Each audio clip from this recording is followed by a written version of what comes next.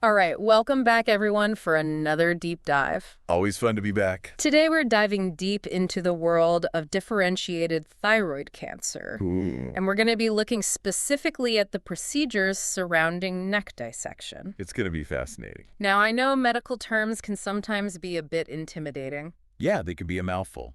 But don't worry, we're here to break it all down for you. Make it nice and simple. In a way that makes sense. Exactly. Our main source material for this deep dive is a medical text all about surgical procedures Oh, cool. for this specific type of cancer. Sounds dense. So get ready for some fascinating anatomical details. I am ready. So tell me what's interesting about this deep dive. Well, what's really interesting is that it focuses on something called differentiated thyroid cancer, Okay. which is actually an umbrella term Mhm. for both papillary and follicular thyroid cancers. Interesting. And you might be surprised to learn that these two types Yeah. make up over 90% of all thyroid cancer cases. So that means this information is relevant to a lot of people out there. Definitely a lot to unpack there. Yeah. So before we get into the details of neck dissection, Okay. let's make sure we understand exactly what we're dealing with here Good point. when we talk about differentiated thyroid cancer. Well, differentiated thyroid cancer, as I mentioned, includes both papillary and follicular thyroid cancer, Okay. which are the most common types. Mhm. They're called differentiated Right. because under a microscope, the cancer cells still look pretty similar Okay. to normal thyroid cells. Interesting. And that's actually good news Oh, good. because it means these cancers tend to grow slowly and often respond well to treatment. That is reassuring. It is, But I imagine that any cancer diagnosis can be scary. of course. And then when you start hearing terms like neck dissection, Oh, yeah, it's easy to let your mind race. absolutely. Yeah. That's why it's so important to break down these complex topics Mhm. and understand what they really mean. Yeah. Think of this deep dive as your guide Okay. to understanding the roadmap of the neck, I like that, a roadmap. the reasoning behind a neck dissection, Mhm. and what it all means for your treatment and recovery. Excellent. Hopefully that makes it a little less scary. Speaking of roadmaps, our source material talks about these things called neck levels. Yeah. What are those? So neck levels are basically zones Okay. that divide the neck into different regions. Okay. And they're numbered 1 through 6 Roman numerals, of course. Right. Imagine you're drawing a line right under your chin. Okay. That's level 1. Uh-huh. Home to the submental lymph nodes. Gotcha. Then moving up level 2 is right behind your jawline. Okay. That's where those upper jugular lymph nodes hang out. Makes sense. So it's like a map that helps surgeons pinpoint the exact location of different groups of lymph nodes. So this is where things start to get really interesting for me. Okay, I like it. What exactly a neck dissection? It's a very precise surgical procedure Okay. where lymph nodes and tissue are removed Mm-hmm. in a way that targets specific compartments or zones in the neck. Interesting. So surgeons follow a meticulous method, Uh-huh. focusing on certain levels, Yeah. based on the type and stage of the cancer. So our source material specifically calls out this thing called berry picking, Oh yeah, berry picking. which sounds a lot less systematic. Right. It refers to a less thorough approach Okay. where only the most obvious lymph nodes are removed. Gotcha. And it's been shown to be less effective than a systematic neck dissection Okay. because a more comprehensive approach is crucial Yeah. for ensuring that all potentially cancerous tissue is removed. All right. So we have our map of the neck We'd view, and a better understanding of how neck dissection works. hopefully. Now let's talk about those two main types of cancer we mentioned earlier, Right. papillary Yes. and follicular thyroid cancer. There they are. How do they differ in terms of spreading to lymph nodes? That's a key difference between the two. Okay. Papillary thyroid cancer tends to spread to the lymph nodes more often. In fact, autopsy studies show that over 90% of cases involve lymph node spread. Wow. It typically starts in the central neck Okay. and then might move laterally following those neck levels we talked about earlier. So it basically follows the roadmap. It does. It likes to follow the path. Okay, what about follicular thyroid cancer? Yeah. Does it behave the same way? Follicular is less likely to spread to the lymph nodes. Interesting. It only affects the nose in under 5% of cases. Wow, big difference. Yeah, instead of the lymphatic system, Wow. it prefers to travel through the bloodstream. Interesting. So it takes a different route. It does, takes the scenic route. Our source material also mentions this thing called skip metastasis. Oh, yeah, that's a fun one. I'm curious about that one. Skip metastasis is a bit of an exception. Okay. It's when cancer cells bypass those central neck nodes Mm-hmm. and spread directly to the lateral nodes. Wow. So this typically happens with tumors located in the upper part of the thyroid gland. Okay, so while it's fascinating that the cancer can sometimes skip those central nodes, Yeah, sneaky. let's zoom out and look at the overall prognosis Okay. for people diagnosed with differentiated thyroid cancer. Right. So if you're listening to this, you might be feeling a little anxious Understandably. about what lymph node involvement could mean for you. Absolutely. So we connect this to the bigger picture. Okay. It's important to remember that even with lymph node involvement, the prognosis for differentiated thyroid cancer is remarkably good. It really is. We're talking over 90% 10-year survival rates. Yeah, that's huge. That is encouraging to hear. It is. But of course, there's still a reason to be proactive and vigilant, Right. even with a good prognosis. Of course. Our source material makes a distinction between macroscopic and microscopic disease. It does. Can you explain what that means and why it matters? So macroscopic disease means the lymph nodes are visibly enlarged, Okay. either on imaging scans like an ultrasound or during surgery. Okay. Microscopic disease, on the other hand, can only be detected under a microscope by a pathologist. Ah, so you can't see it with the naked eye. Exactly. Gotcha. Both types increase the risk of recurrence, Okay. but that risk is significantly higher with macroscopic involvement. So bigger is worse in this case. Pretty much. Okay. This just highlights how important thorough surgical removal Right. and careful follow-ups are. Definitely. So the takeaway here is that even tiny microscopic cancer cells Yeah, in the lymph nodes can increase the risk of the cancer coming back, exactly. which is why thorough surgery and follow-up are so important. So important. This also makes me think about the debate surrounding prophylactic neck dissection. Oh, yeah, that's a big one. To dissect or not to dissect that is the question. The million-dollar question. So what does our source material have to say about that? It's pretty clear that there's no role for prophylactic lateral neck dissection. Okay. This means dissecting levels 2 through 5, when there's no suspicion of cancer spread there. Yeah. It simply doesn't improve survival and carries unnecessary risks. That makes sense. So it's not worth the risk. Not in that case. Okay. What about prophylactic central neck dissection? Okay, so that focuses on those level 6 nodes. That's where the debate gets a little more nuanced. Okay. The source material aligns with the American Thyroid Association guidelines, which suggests that prophylactic central neck dissection might be considered Okay. for patients with larger, more advanced cancers or those with other high-risk features. So for smaller tumors with no obvious signs of spread, it might not be necessary. Exactly. In those cases, a total thyroidectomy alone might be sufficient. Okay, and just remind me again what a total thyroidectomy is. That means removing the entire thyroid gland, Gotcha. which is often the first step in treating these types of cancers. Makes sense. But again, it's a decision best made in consultation with a specialist who can assess individual risk factors. Always good to talk to your doctor. Now let's walk through what a patient might expect leading up to and after a neck dissection. Okay. What does pre-op prep typically involve?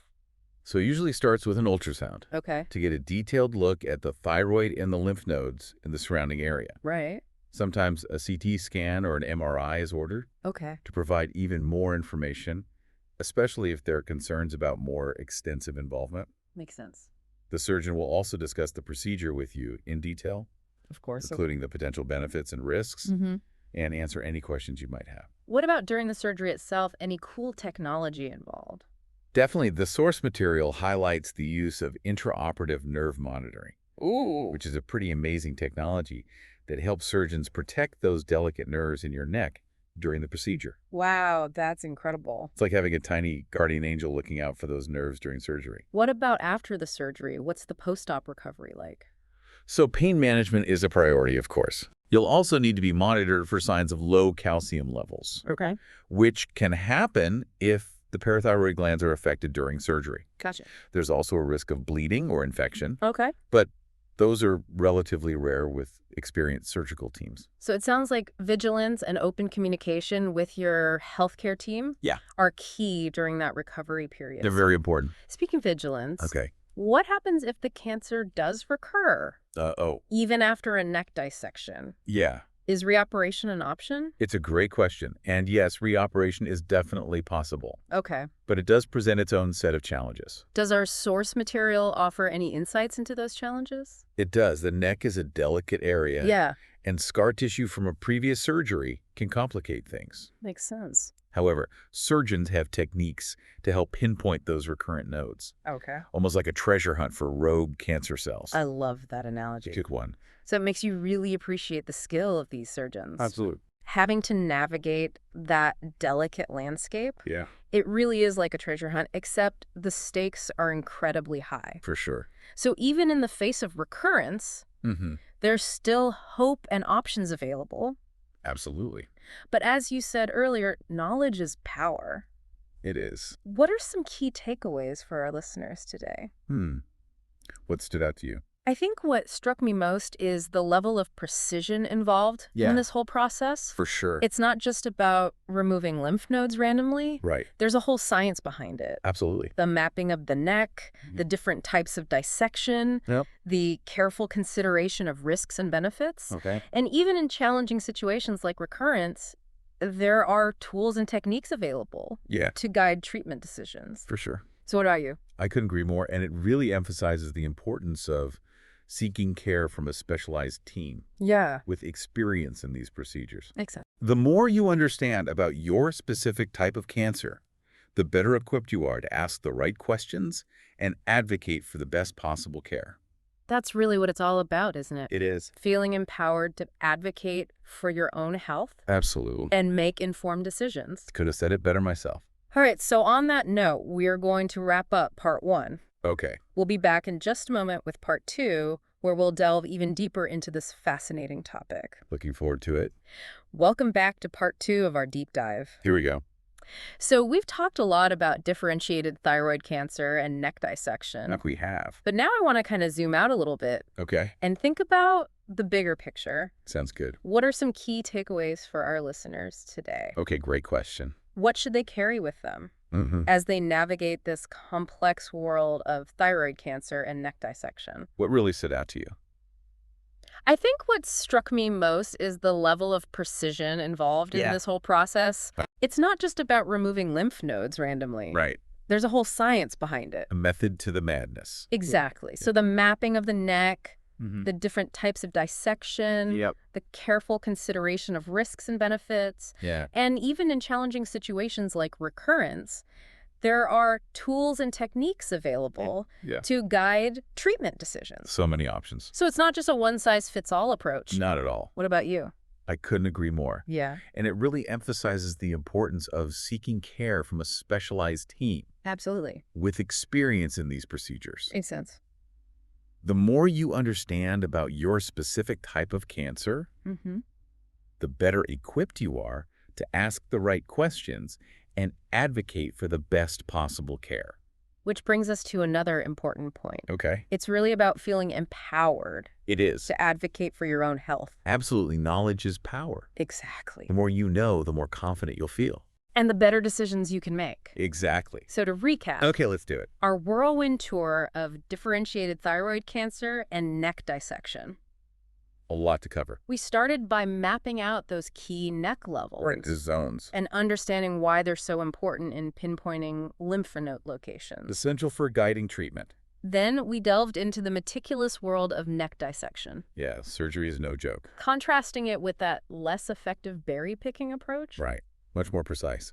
We learned that papillary thyroid cancer really seems to like spreading to lymph nodes, Yeah, it loves those nodes. while follicular thyroid cancer prefers to travel through the bloodstream. Takes the scenic route. We also explored the nuances of prophylactic neck dissection, Yeah, always tricky one. weighing the potential benefits against the risks. Gotta find that balance. And we didn't shy away from the tough stuff. Nope. Like what happens if the cancer recurs? It's a reality for some patients. We discovered that reoperation is possible, even in a previously dissected neck. Modern medicine is amazing. Thanks to some pretty clever surgical techniques. Those surgeons are like artists. And throughout it all, we emphasize the importance of What's a big takeaway? understanding your individual risk factors. So important. Having open conversations with your healthcare team. Communication is key. And advocating for the best possible care. You are your own best advocate. Couldn't have said it better myself. I try. So for our listeners who are eager to continue exploring this topic, I hope there are many. we highly recommend checking out the American Thyroid Association website. Great resource. They have a wealth of information and resources available. For sure. And as you continue your learning journey, I want you to keep this final thought-provoking question in mind. Ooh, I like it. Lay it on me. How might this information influence your approach to seeking medical advice? Okay. Or advocating for your own health? That's a great question to ponder. It is. Really gets you thinking. So that wraps up our deep dive. Another one down. Into differentiated thyroid cancer and neck dissection. It's been a journey. Thanks for joining us. Always a pleasure. On this fascinating exploration. Until next time. Stay curious. Stay informed. And stay empowered. So we've covered a lot of ground in this deep dive. We really have. But before we wrap up, I want to leave our listeners with something to ponder. Always good to have some food for thought. Knowing what we've discussed today, how might this information influence your approach to seeking medical advice? It's all about being informed and proactive, right? Right, exactly. It's about feeling empowered to advocate for your own health. Absolutely. Because at the end of the day, you are your own best advocate. Couldn't agree more, and that really ties into our main takeaway from this deep dive.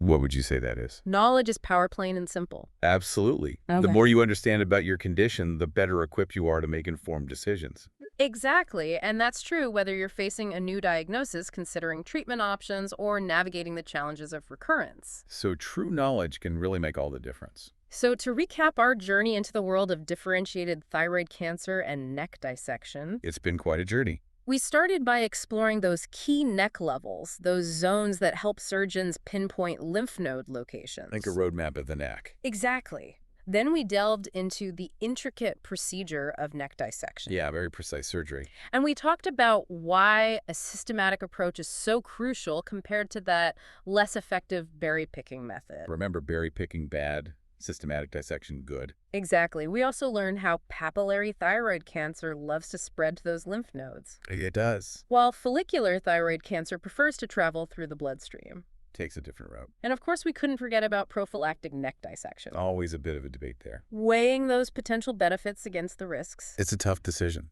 And for those facing recurrence, we explored the possibilities of reoperation. There's always hope. Thanks to those skilled surgeons and their advanced techniques. They're miracle workers. So as we wrap up this deep dive, time flies when you're having fun. I want to encourage all of our listeners to continue exploring this topic. There's always more to learn. We highly recommend checking out the American Thyroid Association website. They have a ton of great resources. And keep that final question in mind. That thought-provoking one. How might this information influence your approach to seeking medical advice or advocating for your own health? It's a question worth reflecting on. Absolutely. So on that note, I want to thank you for joining us on this fascinating exploration of differentiated thyroid cancer and neck dissection. It's been a pleasure as always. Until next time, stay curious, stay informed, and stay empowered.